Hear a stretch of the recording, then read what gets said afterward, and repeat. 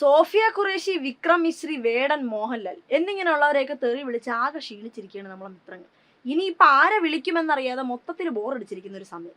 അപ്പോഴാണ് കഷ്ടകാലത്തിന് നമ്മുടെ കൈതപ്രം ദാമോദരൻ നമ്പൂതിരിക്ക് മാതൃഭൂമി ചാനലിൽ ഇന്റർവ്യൂ കൊടുക്കാൻ തോന്നിയത്. വാത്സല്യം സിനിമയിലെ അലയും കാറ്റിൻ ഹൃദയം എന്ന തന്റെ ഹിറ്റ് ഗാനത്തെക്കുറിച്ചുള്ള ഓർമ്മകൾ പങ്കുവയ്ക്കുന്നതിനിടെ ആ പാട്ടിന്റെ പിറയുമായി ബന്ധപ്പെട്ട് ഒരു അനുഭവം അദ്ദേഹം പറഞ്ഞു. വേറൊന്നുമല്ല, ആ പാട്ടിൽ രാമായണം കേൾക്കാതെയായി പൊന്മൈനകൾ മിണ്ടാതെയായി എന്നൊരു വരിയുണ്ട്.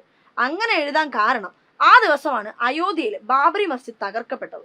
പള്ളി തകർക്കപ്പെട്ടത് തന്നെ വല്ലാതെ വേദനിപ്പിച്ചുവെന്നും ആ വേദനയിൽ നിന്നാണ് തന്റെ മനസ്സിൽ ഈ വരികൾ ഉയർക്കൊണ്ടതെന്നുമായിരുന്നു കൈതപ്രം പറഞ്ഞത്. ബാബറി മസ്ജിദിന്റെ തകർച്ച രാമന് പോലും സഹിക്കാൻ പറ്റാത്തൊരു കാര്യമായിട്ടാണ് തനിക്ക് തോന്നിയതെന്നും അതിനാലാണ് തന്റെ ഉള്ളിൽ നിന്ന് അങ്ങനെ ഒരു വരി പിറവിയെടുത്തതെന്ന് കൈതപ്രം വിശദീകരിച്ചു. പോരേ പൂരം, രാമായണം, പള്ളി, ബാബറി മസ്ജിദ് എന്നൊക്കെ കേട്ടതോടെ ഉറങ്ങിക്കിടന്ന മിത്രങ്ങളെല്ലാം ചാടി എണീറ്റ് കർമ്മനിരതരെ. ആറാ നീ, ഏതാ നീ, നിന്റെ മറ്റ എന്നൊക്കെ പറഞ്ഞുള്ള ആക്രോശങ്ങളുമായിട്ട് മിത്രങ്ങൾ തങ്ങളുടെ തറവാടിത്തം പുറത്തെടുത്തു. കൈതപ്രത്തെ എത്രയും കാലം തിരുമേനി എന്ന് മാത്രം വിളിച്ചിരുന്ന മിത്രങ്ങൾ അക്ഷരമൊക്കെ മാറ്റി വിളിക്കാൻ തുടങ്ങി. തെറിയെന്ന് വെച്ചാൽ പൂരത്തെറി. അമ്പലം പൊളിച്ച് പള്ളി വെച്ചപ്പോ താൻ വല്ലതും മിണ്ടിയോടാ എന്നാണ് ആദ്യത്തെ മിത്രങ്ങളുടെ ചോദ്യം. അതായത് 15-ാം നൂറ്റാണ്ടിലെ മുഗൾ ഭരണകാലത്ത് നടന്നതായി പറയുന്ന സംഭവം ഉണ്ടായപ്പം അന്ന് കൈതപ്രം മിണ്ടിയോന്ന്. അല്പമെങ്കിലും ബുദ്ധി ഉണ്ടായിരുന്നെങ്കിൽ ഇവനെ മന്ദബുദ്ധി എന്നെങ്കിലും വിളിക്കാമായിരുന്നു എന്ന് പറഞ്ഞ പോലെ അല്പമെങ്കിലും ഓർമ്മ ഉണ്ടായിരുന്നെങ്കിൽ ഇവന്മാരെ അരണയെന്നെങ്കിലും വിളിക്കായിരുന്നു. മാതൃഭൂമി ഈ വാർത്ത കൊടുത്തതോടെ മാധ്യമങ്ങളെല്ലാം ഈ വാർത്ത കൊടുത്തു. സ്വാഭാവികം, ഒന്നും പറയണ്ട.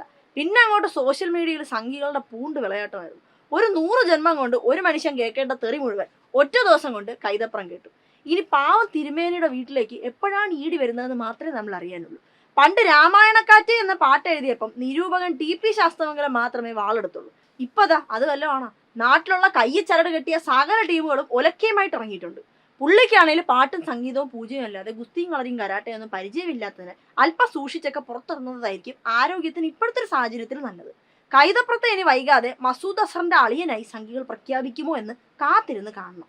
എന്തായാലും കൈതപ്രത്തെ മിത്രങ്ങൾ ലക്ഷ്യമിട്ട സ്ഥിതിക്ക് കൂടെ പ്രവർത്തിച്ച മറ്റുള്ളവരും ഒന്ന് സൂക്ഷിക്കുന്നത് നല്ലതാണ്.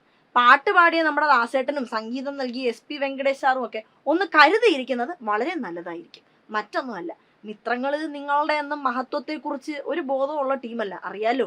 ബോധമേ ഇല്ല, പിന്നല്ലേ ബാക്കി. എമ്പുരാൻ സിനിമക്കാരെയൊക്കെ തെറി വിളിച്ച് തുരത്തിയ ടീമുകളാണ്.